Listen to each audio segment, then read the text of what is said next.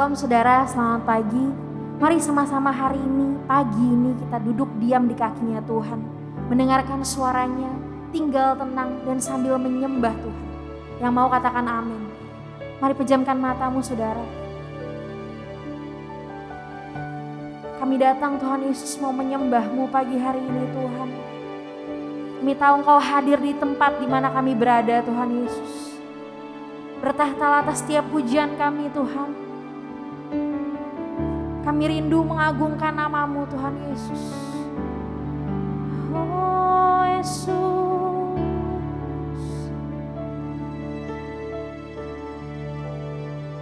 Where would I run to the throne of mercy? Where would I kneel at the cross of grace? How great the love, strong the hands that hold us, beautiful, beautiful. So here I bow to lift you high, Jesus, be glorified in all things. For all my life I am yours, forever yours. There is a King who bore the scars of healing. There is a Son who came in grace and truth. How great the love that carries us to kindness. Wonderful, so wonderful. So here I bow to lift you high,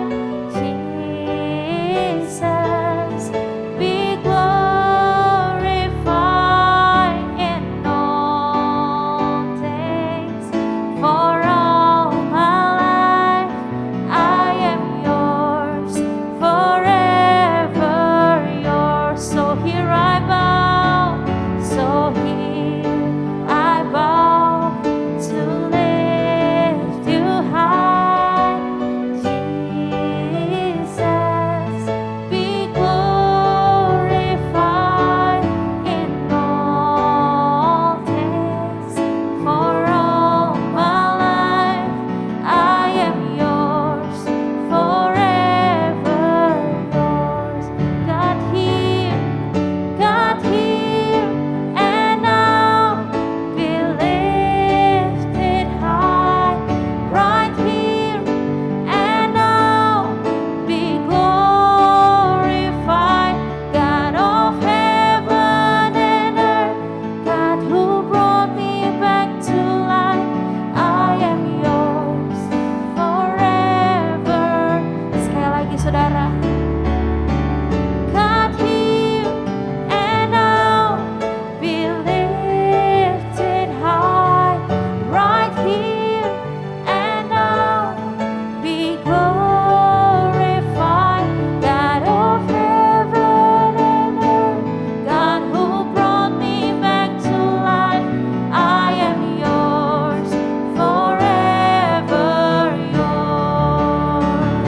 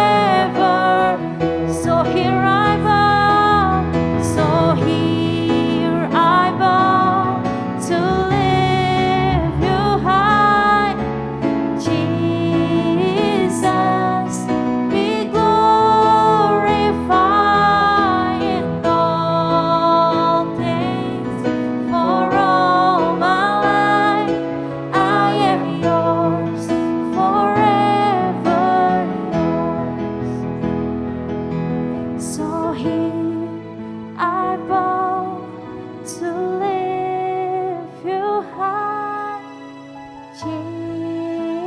Jesus, be glorified in all things. For all my life I am yours, forever yours. I am yours, forever yours. I am yours, forever yours. Hallelujah. Forever yours, oh Lord, Jesus. Hallelujah. Sharalabaya, ralabaya, shandaya, ralabu. Shandaya, ralabaya, shandaya, ralabu. Jesus.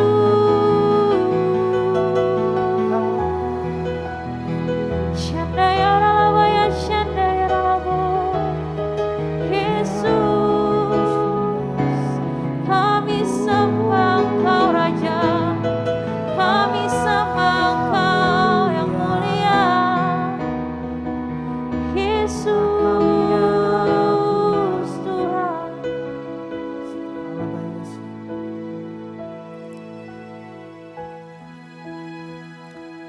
Biar Kau berkati kami pagi hari ini Tuhan. Jamah setiap hati kami dimanapun kami berada ya Tuhan. Pimpin kami, pimpin langkah kami Tuhan. Tuhan biar hari ini kami mau sama-sama belajar, kami mau sama-sama membaca firman-Mu Tuhan, ingin mendengar isi hati-Mu ya Tuhan. Kami pengen tahu apa yang mau Tuhan sampaikan untuk kami pagi hari ini sebelum kami beraktivitas. Kami siap hanya di dalam nama Yesus kami berdoa. Haleluya, sama-sama katakan amin. Shalom saudara, selamat pagi. Hari ini tema sharing saya adalah self-centered atau ego. Di Kamus Besar Bahasa Indonesia, ego itu artinya adalah yang paling atas. Nomor 1 artinya adalah aku atau diri pribadi. Dan di situ ada lagi arti lainnya rasa takut akan diri sendiri atau konsepsi individu tentang dirinya sendiri. Pasti kita udah sering dengar kata-kata musuh terbesar kita adalah diri kita sendiri. Jadi yang mau kita bahas hari ini gak jauh-jauh dari diri kita sendiri. Nah, judul kita ego atau self-center. Pertanyaannya, kalau memang ego itu adalah hal yang tidak baik, apakah manusia harus menghilangkan egonya? Nah, biasanya yang membentuk dan membuat si ego ini semakin tinggi adalah yang pertama, saya mau bicara mengenai prinsip. Kita semua manusia pasti punya prinsip. Walaupun mungkin para lelaki lebih kuat dalam memegang prinsip ini. Tapi pada dasarnya semua orang punya prinsip. Bahkan prinsip rohani pun ada yang menjaga keintiman kita dengan Tuhan. Karena prinsip itu adalah baris pertama dalam kita menjalankan kehidupan, dalam manusia menjalankan kehidupannya. Jadi suatu hal kebenaran versi kita yang menjadi dasar dalam kita bertindak atau kita berpikir. Nah, mungkin saat ini ada saudara yang sedang berpikir, saya kayaknya gak ada tuh prinsip-prinsipan gitu ya. Atau mungkin masih bingung, tapi saya pastikan kita semua punya hal-hal yang benar-benar kita pegang. Seperti yang saya bilang tadi, sebagai dasar dalam kita bertindak dan kita berpikir. Kalau boleh saya kasih contoh, saya punya teman, ini cerita nyata. Teman saya bilang, kalau saya nyembah Tuhan, saya gak perlu angkat tangan dan saya gak perlu tutup mata. Karena Tuhan lihat hati.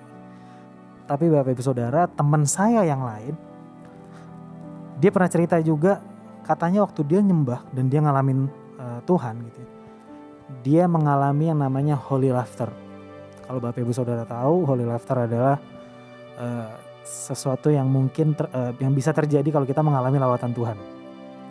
Sesuatu yang mungkin terjadi salah satu yang terjadi. Mungkin ada yang lain yang menari-nari gitu ya kalau ngalamin lawatan Tuhan. Ada yang melompat-lompat, ada yang nangis juga pastinya. Dan holy laughter itu adalah salah satu yang terjadi. Dan itu tuh semacam dia tuh tertawa terbahak-bahak lah waktu dia mengalami Tuhan. Tapi tanpa berniat sedikit pun menyalahkan prinsip teman saya yang pertama, saya cuma bilang ke dia gini, kalau Tuhan jamah kamu, prinsip-prinsip kamu itu bisa aja gak kepake. Mendadak dibuat tidak berlaku sama Roh Kudus. Termasuk prinsip-prinsip saya juga waktu dulu. Dulu saya gak percaya yang namanya bahasa roh. Saya gak tahu sih sebenarnya. Jadi saya gak percaya karena saya gak tahu. Tapi ketika di salah satu pertemuan doa, Tuhan jamah saya mengalami lawatan Tuhan dan saya berbahasa roh. Jadi ada hal-hal yang di luar kuasa kita, di luar kendali kita. Kalau kita mengalami Tuhan, kita mengalami lawatan Tuhan. Hari ini juga saya mau bicara soal pikiran dan perasaan. Yang sering kita dengar kalau wanita itu katanya dia bertindak berjalan dengan perasaannya, dengan hatinya. Sedangkan pria berjalan dengan pemikirannya. Pakai otak, pakai yang logika. It's okay. Ini pandangan. It's okay. Dan ada juga website yang bilang otak wanita katanya lebih rumit daripada pria.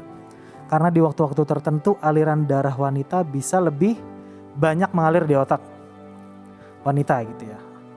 Tapi katanya itu yang membuat wanita jadi lebih sering merasakan pakai hati gitu. Dibanding laki-laki katanya tidak serumit itu otaknya. Dia bisa lebih rapi cara berpikirnya.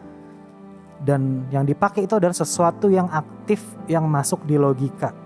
Dan banyak orang menganggap kalau laki-laki itu menghindari memproses pakai perasaannya gitu. Jadi kalau kita bicara soal ego, pikiranlah yang berperan penting gitu. Dan kita semua punya ego, mau pria mau wanita semua kita pasti punya ego. Nah bahayanya adalah kalau sampai kita semua manusia gitu ya punya cara pikir yang salah. Mungkin karena kita gak dimentori, kita gak dituntun, kita gak makan makanan rohani yaitu firman Tuhan. Jadi kita gak mau dengerin masukan-masukan dari orang lain dan terucaplah ya memang saya begini. Ya memang cara saya begini gitu. Yang didengar cuman masukan yang sesuai sama jalan pikirannya kita sendiri gitu. Gak beda jauh sama prinsip tadi, ujung-ujungnya kita juga tetap keras gitu ya. Sampai Tuhan ngasih tahu sesuatu pun kita gak mau denger. Bahkan karena saking pinternya kita gitu ya. Waktu Tuhan bilang belok kanan, kita bisa bilang ke Tuhan, enggak ke kiri Tuhan, bukan ke kanan. Kita bisa ngajarin Tuhan. Dulu saya orang yang tidak mau terbuka sama mentor saya. Saya adalah orang yang maunya menyelesaikan masalah saya sendiri. Entah karena apa penyebabnya, cuman saya rasa karena saya merasa saya mampu. Karena saya merasa masalah ini aja gue gak bisa. Masa saya terlihat lemah gitu. Jadi saya gak mau terbuka, saya ngerasa saya bisa selesain sendiri. Dan ternyata saya butuh pandangan dari sisi yang lain dalam melihat masalah yang saya alami. Saya gak bisa beli mobil cuma tampak depan aja saya lihat.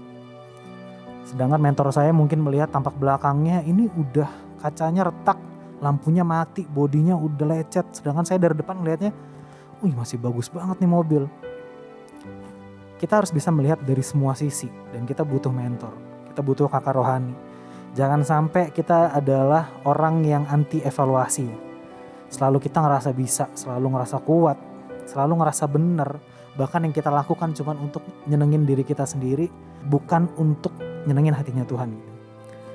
Saya mau ajak kita baca di Matius 4. Di Matius 4, di sini cerita tentang waktu Yesus dicobai di padang gurun. Kita mulai dari ayat 3. Lalu datanglah si pencoba itu dan berkata kepadanya, jika engkau anak Allah pertahankanlah supaya batu-batu ini menjadi roti. Tetapi Yesus menjawab, ada tertulis manusia hidup bukan dari roti saja tetapi dari setiap firman yang keluar dari mulut Allah. Yesus tahu Yesus bisa tapi dia tidak melakukannya. Dia tahu dia punya kuasa itu tapi dia tidak melakukannya. Kemudian iblis membawanya ke kota suci dan menempatkan dia di bubungan bait Allah. Lalu berkata kepadanya, jika engkau anak Allah, jatuhkanlah dirimu ke bawah, sebab ada tertulis, mengenai engkau, ia akan memerintahkan malaikat-malaikatnya dan mereka akan menatang engkau di atas tangannya supaya kakimu jangan terantuk kepada batu. Yesus berkata kepadanya, ada pula tertulis, janganlah engkau mencobai Tuhan Allahmu. Dia tahu Bapa semenjaga itu. Dia tahu Yesus dijaga sama Bapa di sorga. Tapi dia tidak mau mencobai Bapa di sorga dan dia tidak melakukan itu dan dia tidak menuruti si iblis. Dan iblis membawanya pula ke atas gunung yang sangat tinggi dan memperlihatkan kepadanya semua kerajaan dunia dengan kemegahannya, dan berkata kepadanya, semua itu akan kuberikan kepadamu jika engkau sujud menyembah aku.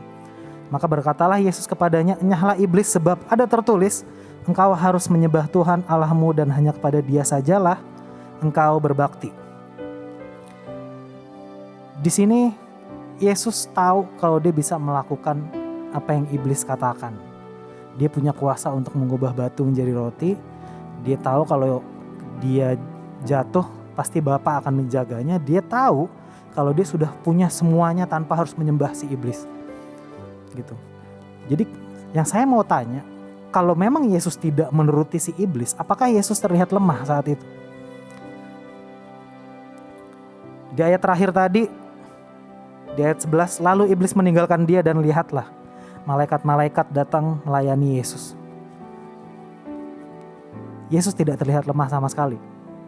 Dan ini yang mau saya garis bawahi, yang mau saya bagikan secara garis besar gitu ya. Saya mau tanya, apa dampak negatif kalau kita menurunkan ego? Apa dampak negatif kalau kita tidak menuruti orang lain? Mungkin kita sedang mengalami masalah, mungkin kita sedang mengalami perdebatan mungkinnya dengan orang lain. Kalau kita mengalah, pertanyaannya apa dampak negatifnya? Jawabannya jelas, kalau kita mengalah berarti kita kalah karena kita mengalah. Dan pertanyaan satu lagi yang saya mau tanyakan, memangnya kalau kita kalah, apa dampak negatifnya? Jawabannya kita pasti terlihat lemah. Tapi dari ayat tadi kita belajar, saudara. Saya pun belajar. Gak semua yang harus kita menangkan itu menjadi kemenangan. Yesus tidak menuruti egonya, dia tetap bertahan karena dia berpusat sama firman Tuhan. Iblis ngomong ada tertulis, Yesus bilang ada tertulis juga. Yang selama ini kita bilang kekalahan, kalau kita menurunkan ego, kita mengalah. Yang selama ini kita bilang kekalahan, kelemahan, justru itu adalah kemenangan dan kekuatan terbesar yang bisa kita punya, yang bisa kita raih. Orang yang dapat mengendalikan dirinya melebihi orang yang merebut kota. Bapak Ibu Saudara tahu sesusah apa merebut kota. Kalau sampai kita bisa mengendalikan diri kita, kita melebihi orang yang merebut kota. Jadi hari ini saya pun belajar bahwa gak semuanya kita harus turuti, gak semua ego kita harus turuti. Dan satu hal yang saya tangkap lagi, bahwa di dalam kita bukan ego yang harus lebih besar, tapi Yesus, tapi firman Tuhan. Karena itu kita harus terus baca apa yang Tuhan mau ada di firman Tuhan, apa yang Tuhan suka, apa yang harus kita lakukan.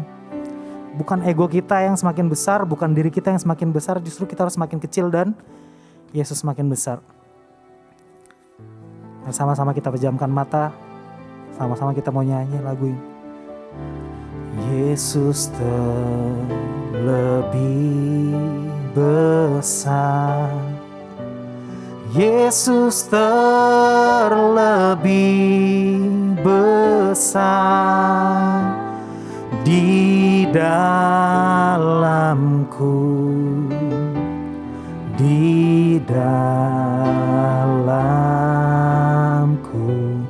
Mari Bapak Ibu Saudara dimanapun kita berada saat ini katakan, yes Yesus. Ya Tuhan, Kau terlebih besar di dalam kami ya Tuhan. Bukan ego kami, bukan keinginan kami, tapi Yesus yang terlebih besar di dalam kami ya Tuhan. Selama-lamanya. Sekali lagi katakan, Yesus terlebih besar, Yesus terlebih besar, Yesus terlebih besar di dalamku, di dalam. Mari dari hatimu katakan kepada Tuhan, Yesus terlebih besar, Yesus terlebih besar, Yesus terlebih besar di dalamku selama-lamanya. Tuhan, terima kasih untuk pagi hari ini. Kalau Tuhan boleh berbicara atas setiap kami, kalau kami boleh mempelajari satu hal yang baru Tuhan. Kalau hati kami boleh lebih terbuka lagi untuk menerima jamahannya Tuhan. Tuhan, hari ini kami belajar, kami gak mau memperbesar ego kami, keinginan diri kami. Apapun yang kami lakukan, semuanya harus Tuhan yang semakin besar. Semuanya harus menyenangkan hatinya Tuhan. Kiranya Kau berkati para jemaat-Mu Tuhan dimanapun kami berada Tuhan. Berkati yang sedang sakit, yang sedang mengalami pergumulan Tuhan. Jamah Tuhan yang pulihkan. Tuhan juga berkati bangsa kami. Kami percaya saat ini bangsa kami sudah pulih. COVID-19 pergi dari bangsa kami. Kami mau katakan hanya kuasa Tuhan yang ada di dalam bangsa kami. Tuhan, terima kasih untuk pagi hari ini. Biar Tuhan setiap langkah kami semua sesuai dengan tuntunannya Tuhan. Biar Tuhan apapun yang kami lakukan semuanya gak keluar dari jalurnya Tuhan. Dan kami ingin terus mengandalkan Tuhan dari pagi sampai malam nanti. Sampai kami kembali berdoa kepada Tuhan. Terima kasih Tuhan Yesus, hanya di dalam nama-Mu kami berdoa. Haleluya. Amin. Yesus terlebih besar, Yesus terlebih